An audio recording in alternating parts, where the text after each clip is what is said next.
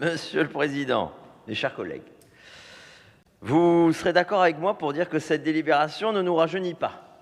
Il y a 10 ans, en 2015, je n'avais pas de cheveux blancs, enfin on va dire de cheveux poivre et sel, pour me faire plaisir.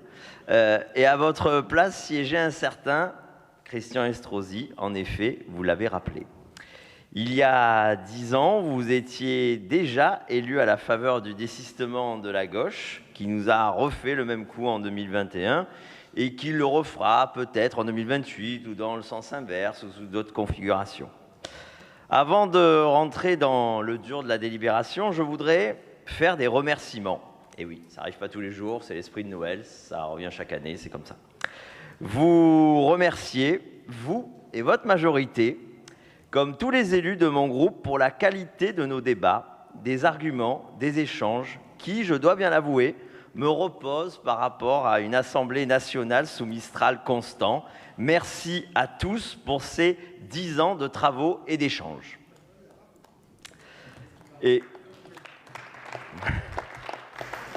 Merci à vous, mais j'attends la suite. Ah, vous m'avez vu arriver. Bon.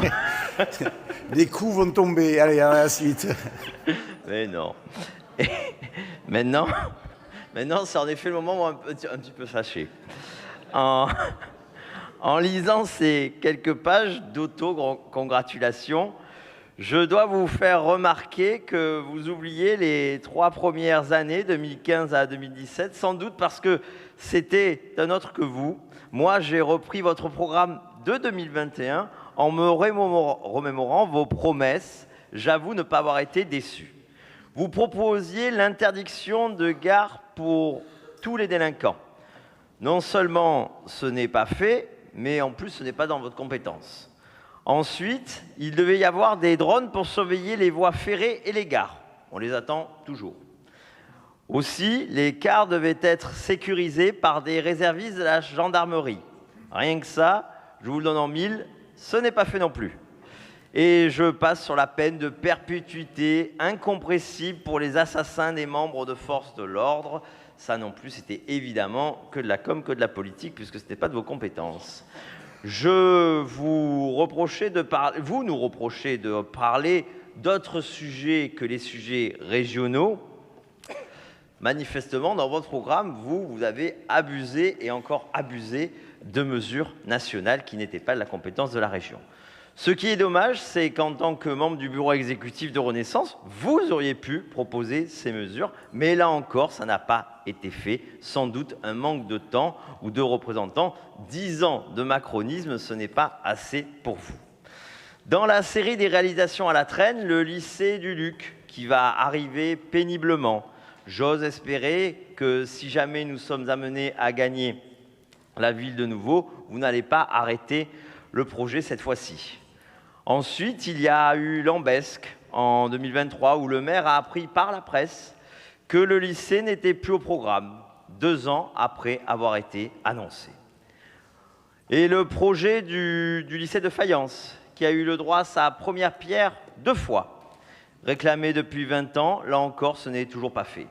Sur la culture, vous refusez de contrôler ce qui est financé, donc si nous n'avions pas donné l'alerte, votre majorité aurait financé un film pro-Hamas quelques semaines après le 7 octobre.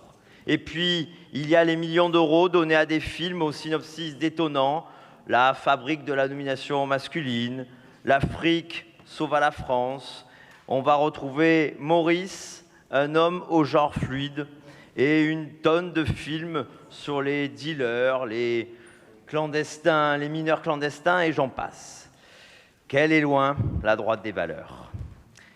Il y a aussi les transports, mais là, je vous laisserai dans les mains expertes de mes collègues Navarane, Fiol, Rigaud et Rambaud, qui vous diront tout le bien qu'ils en pensent. Je ne vais pas m'interposer dans l'idylle qu'ils vivent maintenant depuis des années avec monsieur le vice-président Cérus.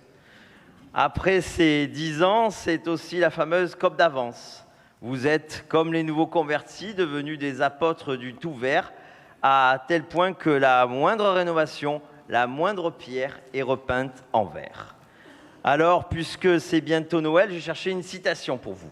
J'ai trouvé du côté de la Chine. quelques mots attribués à Confucius. Si votre plan est pour 1 an, plantez du riz. Si votre plan est pour 10 ans, plantez des arbres. Si votre plan est de 100 ans, éduquez les enfants. Vous ne pensez plus qu'à planter des arbres, c'est bien. Mais maintenant, il faut penser à l'avenir du territoire, justement à l'avenir des enfants. Ne pensez plus à 10 ans, mais à 100 ans. Et vous vous rendrez compte que l'éolien, c'est une bêtise, même en mer. Que les énergies intermittentes, ce n'est pas efficace. Et on le voit bien aujourd'hui en Espagne. Pensez à 100 ans, Monsieur le Président. Et alors que les Provençaux, Alpins et Azuréens retiendront peut-être quelque chose de vous, mais dépêchez-vous, il ne vous en reste plus que 3. Merci, Monsieur le Président.